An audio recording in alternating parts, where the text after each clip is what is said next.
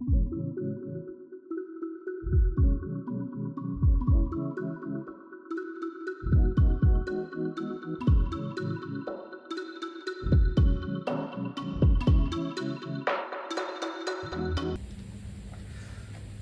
so I'm Nick, and I'm Max. nice to meet you, Max. Nice to meet you too, Nick. So I actually have a few questions for you, if you don't mind. I don't mind at all. So let's start with your current role. So what is your position at MSJC? So I currently operate, I had this written down, it is the Temporary Professional and Expert Program. So it's kind of like a temp program where they bring people on, and as you work in the position, they decide whether or not they're going to keep you. And I am specifically in the Accounting Assistant 3 and Cashier position for MSJC. So the position initially was two separate slots, the Cashier and then the Accounting Assistant 3.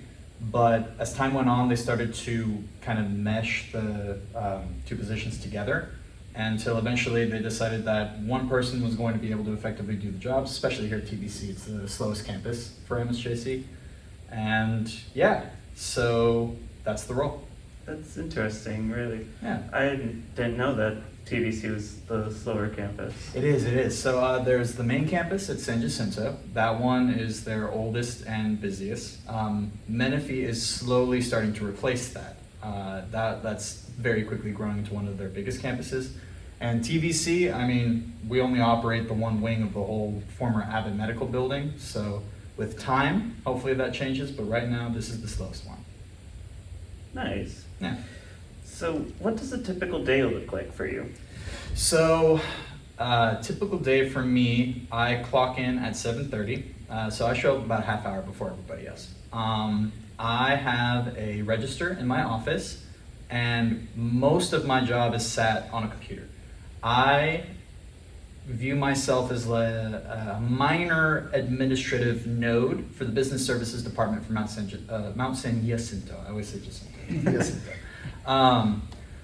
I help to process like invoices, whether they're online or in person. So if a student comes up and they have something that they have to pay, I'm usually the person who's going to be doing that.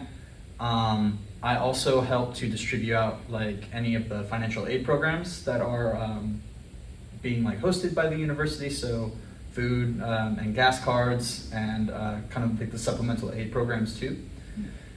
I also am part of the cashier position is that people come up to you and they don't know where they need to go in order to pay something. And so that's where my job comes in. I help them in order to be able to find out where that is. So I have a whole bunch of people that I talk to on the floor, and if I don't know where something is, I reach out to those people and they tell me where to go. Otherwise, I already said I process the invoices. I sometimes will write emails, but I have to get clearance before I can do that. Probably one of the easier parts of the job is that because I am serving as that minor administrative position, I have someone that I typically have to go to for each thing that I do. So whenever I'm having any sort of problems, it is very, very, very difficult for me to make a permanent mistake because everything's on the computer. You can just go through and correct it. And so the job itself is very low pressure. Otherwise, I meet with students, I help them with processing any sort of like financial stuff that's going on that's not pertaining to like financial aid or counseling. And that's about it. I get things in the mail, I scan them, and then I upload them and make sure everybody knows where everything is, and that's my job. That's incredible. Thank you. So how did you know what you wanted to major in business? Did you have a specific area of business you were drawn to? So I grew up, my dad's an entrepreneur. I kind of grew up with a family business type of thing. It was in agriculture, specifically pesticides. So I got to be involved with business stuff ever since I was a little kid. And I kind of, when I started going into like higher university, I had a choice. And it was do something that I was good at or do something that I wanted to do. And I found that if I did something that I was good at, I would have the ability to do the stuff that I wanted to do. And you know, you grow up in a family business, you learn fundamentals. And so I did. And when I started college, I went in initially for political science, and that bombed. Ooh. And I hopped between like a few different ones. Like I did try for a very short period of time, like medical field, no dice. Tried environmental science, no dice. And I wound up talking to someone who was in business administrative and management program out in Palomar. And he was the one who told me a bit about the program, and that sounded very familiar to the stuff that I grew up with. And so I started out at Palomar, I got my credits for transfer at Cal State San Marcos, and I ended up in the program. What I got drawn to specifically was when I was younger and working with my dad, you're a little kid, there's not much that you can do. So for the most part, I was sorting agricultural products. So we had like different things that we were making, and I made sure that they were all in the same spot wherever we were going or when we were shipping them. And so as I got older, that started to turn into I really like keeping things in order. I like sorting things. I like making sure that it's easy to know where things are. It makes me feel nice. And that kind of led me a little bit more towards like administrative and logistics side of stuff. Operations management was one of my favorite courses with the program. And so, yeah, that was kind of what got me into it, and that was what drew me into it as well. Awesome. Looking back at your time at Cal State San Marcos Temecula, what experiences, academic or extracurricular, helped shape your business interest? I actually wrote this one down because I wanted to make sure. So this was number 3. The biggest one, I'd say the biggest one was getting to be in the same cohort with the same people throughout the entire program. That was the biggest thing. I had never really been in a large university setting, like a seminar hall, where you're in with like 100 different students and it's just you looking down at the professor. Because when you're in Palomar, it's a community college, it's a smaller course. And when I was here, the BOSS program, I got to be in the same room with the same people for 2 years straight. And getting to meet those kinds of people and learning who they are as people, it's not just like the program, they're not just going in for the studies, you're actually talking to them. That really helps you to get a very deep respect for those people and a deep respect for what they're doing, because you're doing it too. And yeah, that was definitely the biggest thing that helped me kind of solidify. Yeah, I definitely agree. I've said time and time again, the cohort system is how I've made some of my friends here. I'm learning alongside my peers on things like Dr. Ben Cherry and all the other professors that are teaching things that'll help us in the business world. So thank you for sharing that. Absolutely. What types of leadership roles did you take on during your student experience, whether on or off campus?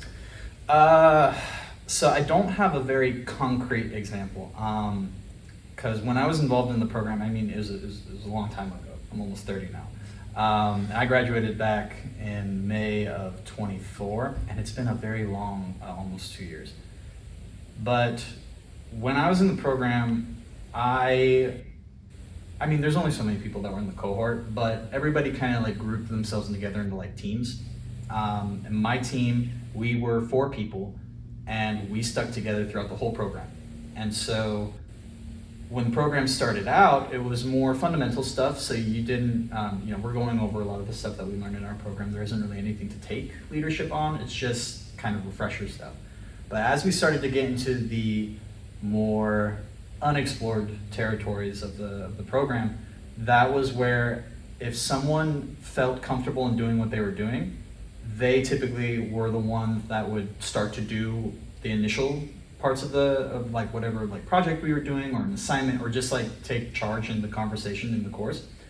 And it was very easy to notice, because you're in the same room with them 4 or 5 days out of the week. And so for example, for me, when it came to operations management and those kinds of particular assignments, that was the stuff that I really liked. And so I was usually the one who was starting out with asking questions. Our professor was really awesome. I wish I could remember his name right now. But he would start us out, and then I would usually be one of the first ones to jump in, and all my teammates would be like, yeah. And then that would kind of, when it would start to turn into more of the projects or the assignments relating to it, I had started out and initiating a lot of that stuff, and so my teammates would ask me like, okay, so what do you think about this? What do you think about that? It wasn't a conscious, like, I'm gonna be the one to head the project. It was just, my teammates would ask me a question and we would go from there. And I would do the same for them when it would come to other things. We had presentations that were way out of my depth on certain things, but one of my teammates, he was particularly good at it, and then for a separate program, she was particularly good at it. And that was the nicest part about the cohort system too, was that you didn't have to feel intimidated in admitting that you didn't know something, and it felt comfortable being in a team with someone who did. And you just ask the questions like that. Awesome. Yeah. And then, when you were preparing to enter the workforce after graduation, what steps did you take to position yourself for success? I did write this one down too, because that was a very good question, and I know it's one that I wish I had asked when I was in the program. I'll tell you what I wrote out. I developed a deep reservoir of patience and sought to be inquisitive with anyone who was present in a position I was interested in. So long as manners were maintained, I found many people were happy to discuss their job as long as you were genuinely interested. So first and foremost, patience. It's not a mystery that this is a hard market right now. And when you're applying to a job, especially like here in California, it's a very competitive market. You just gotta keep going. You gotta keep applying. It's super grueling. Extremely grueling. It was very hard for me because I was applying kind of became like a job. And it was demoralizing at times, but in keeping that patience, I had very supportive friends and family. You eventually reach a point where it's like, okay, this didn't work, this didn't work, this didn't work, this didn't work, and then you finally find that one little toehold, and then from that, you just go from there. So as long as you maintain that patience and the diligence, because like you got to keep doing it. Don't be demoralized. I would say it's not really because of, it's not the person who's at fault, because it's a big market and there's millions of people in California, and every single one of them is out looking for work if they can. And you're one of them too. So just acknowledge that, accept it, embrace it, work hard, not necessarily work hard, work consistently, and understand that it will take time. Very rarely have I heard of someone being like, yeah, I got my degree and then 2 weeks later I had a job. Unless that job was lined up for them long before they started the program, that's a very seldom occurrence. Most of the time you gotta keep going. Yeah. All right. And then, how did you tailor your resume or personal brand to align with the business roles you were pursuing? So I focused on my resume. I didn't have a lot of experience to really curate a personal brand, so I very much leaned into the resume side of things. And the advice that I got from my future father-in-law was, for each position that you apply to, you specify the resume to that. Because at the time, one of the reasons that I was having a difficulty with like getting into a lot of like interviews, I had my resume. It was one resume, and it was what I used for everything. And although many of the jobs were similar that I was applying to, some of them weren't. And you cannot use a square block for a circular, triangular, or star-shaped hole. You gotta change it. And it sounds obvious when you say it out loud like that, but at the time, when you're just trying to get a job, you're doing max. You're trying to get out as many resumes as you can, as many applications as you can. And so when he told me that, and I started looking at each position, and you write your resume for that position, it did make the application process way more tedious than it already was. But the grind kind of reflected the fact that as soon as I started doing that, that was when I started to actually get like inquiries back. Because most of the time, if you're sending out mass applications, so is everybody else. And if you design your resume to be what they're looking for, as well as you can. Like if you don't have the materials on your resume for what you're doing, that becomes a completely different challenge. But if you do, shape it. And that was what I did, and it helped a lot.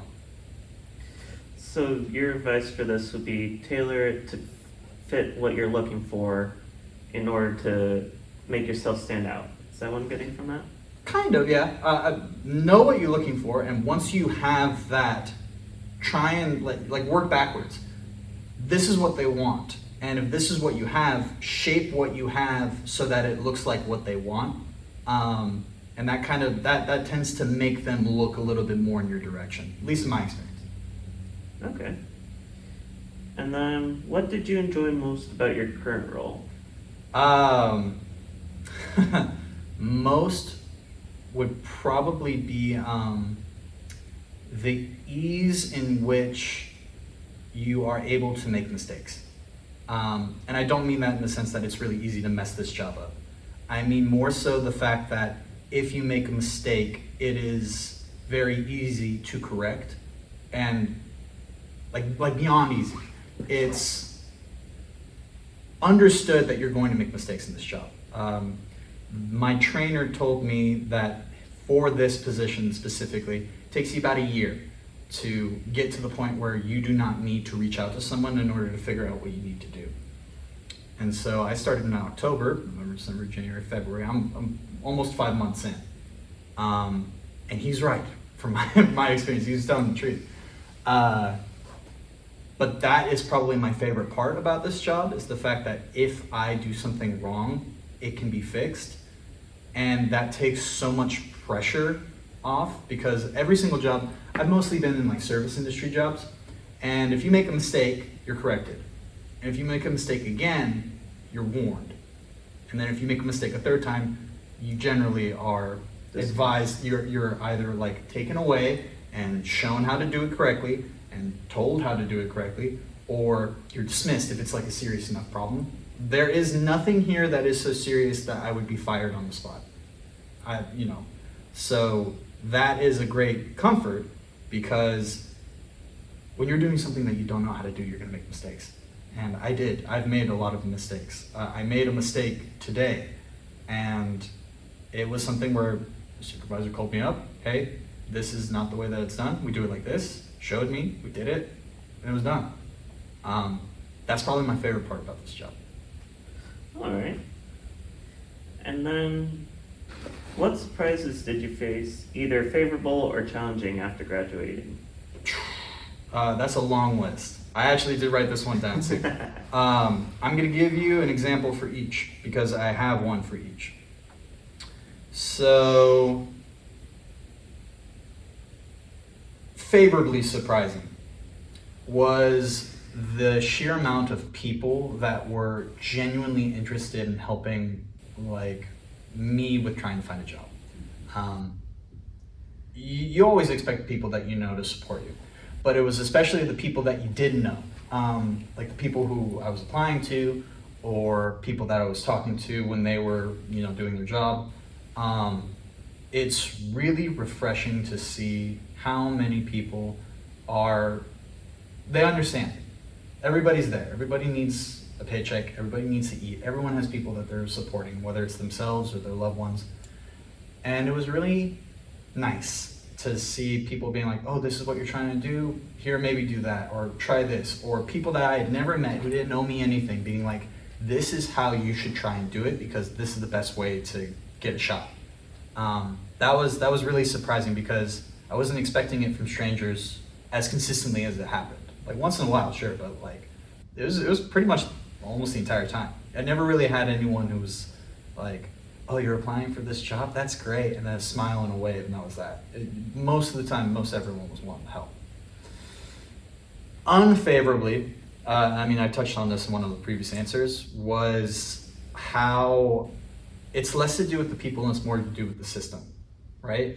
It's very hard to get a job. There's a lot of difficulty. There's a lot of repetition. There's a grind. And for a lot of stuff, it doesn't feel like there needs to be. And especially when you look at something where it's like, why do I need to do this in order to get access to this interview, to get access to this job, to get access to this resource? Because I have tried to look at it from the most optimistic perspective as to why this needs to be done, and I'm not able to come up with a satisfactory answer, and no one's providing one. So like a specific would probably be, when you're applying for a job, you send in your application. They are not required to notify you whether or not they've rejected or accepted your application. It's nice, and most places do, but it's not a requirement. If you get approved, they will, hopefully tell you more information than just, hey, you got approved, here's what you got to do next. But when you get rejected, I mean, I can't tell you how many times it was just, you send in an application, hi, your application's been received, and then silence. And, that's probably like one of the simplest examples I could give. There's hundreds more. But I would say that the way that the system of finding a job is structured it was an unpleasant surprise for sure. Yeah, I've seen that in my own life, where I've applied for about 5 or 10 different jobs before I got hired with the company I've been with for almost 5 years. And radio silence from half of them, and then the other half were like, no thank you. Exactly. And it wasn't until I got the job I have now that I'm like, okay, I found somewhere I can stay, but I can start looking once I finish Exactly. as well. Yeah. I used to work at Albertsons too. Nice. Yeah, I was working during COVID. It was gnarly. No, you don't gotta tell me.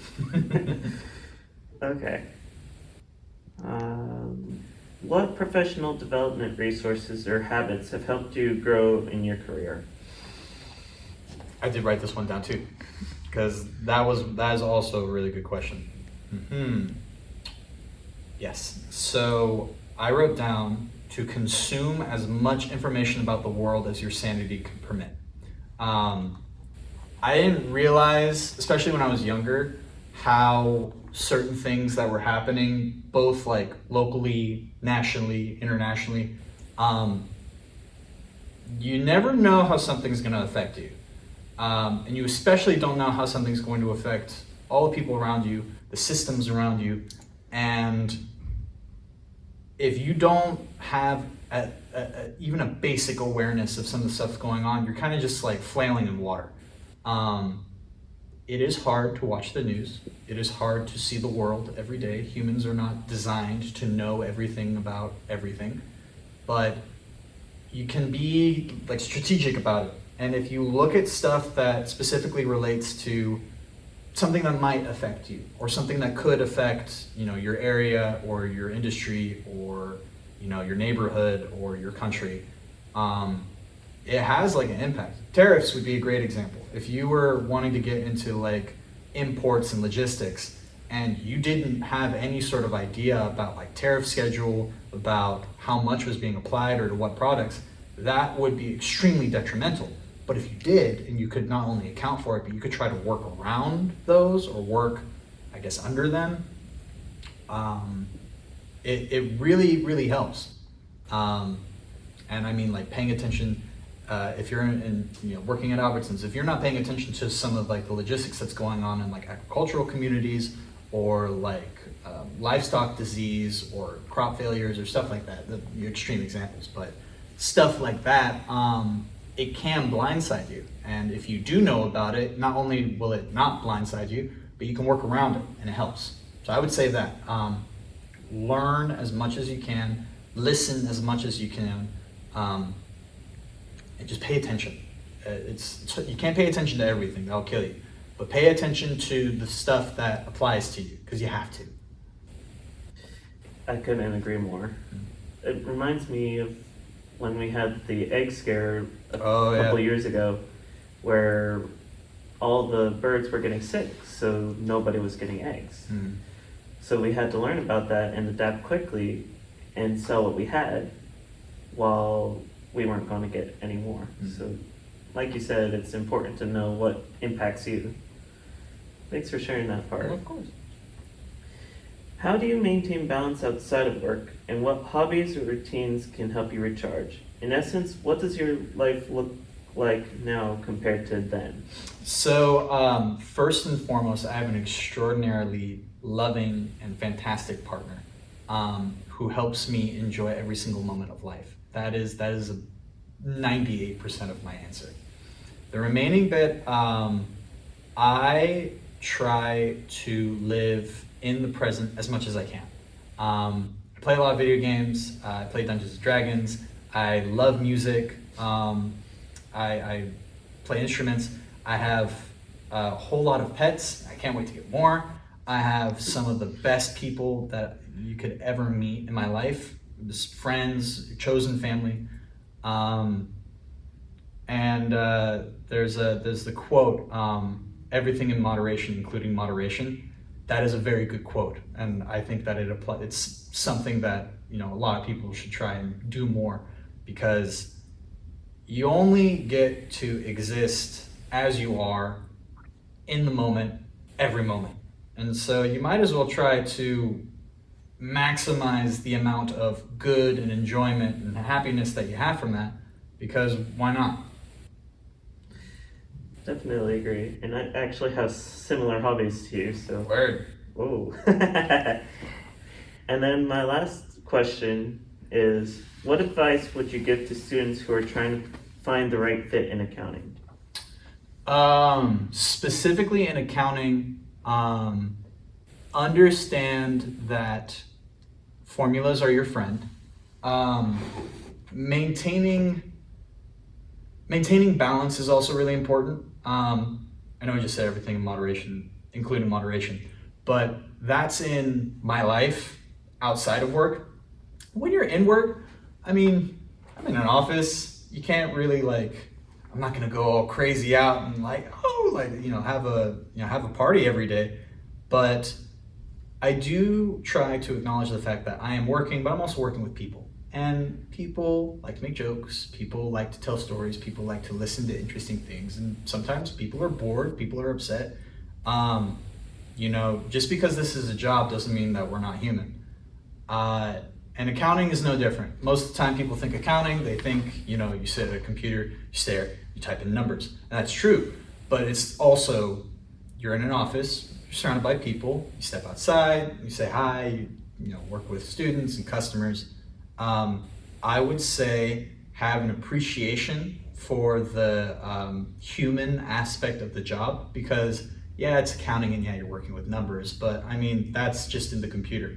Outside, there's the whole aspect of, where you are.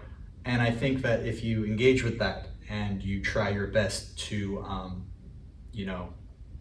embrace the fact that you're working with people, you're a person too, and it's kind of fun if you can make it. That really helps. It helped me. I'd say that. All right. That answers all of my questions. Do we have any questions from our audience at home? Doctor. Wait, Good you said doctor. at home, I was laughing about that. Well, thanks for being here, Max. I appreciate Absolutely. it. Seeing you around the campus reminds me of you in class too. You haven't changed in that you enjoy the human aspect. You've commented on that a few times already. Thank you. And so I'm sure you're adding value to the organization, even though it's a new role for you and that sort of thing. So, I'd hope my coworkers would say the same. yeah. Thanks for being here. Thanks for having me. Well, thanks once again for coming, Max. We appreciate it, even though we're not as big as you were probably hoping. That's okay. I dressed up nice for the camera. Well, thank you everybody for tuning in, and we hope you have a great day.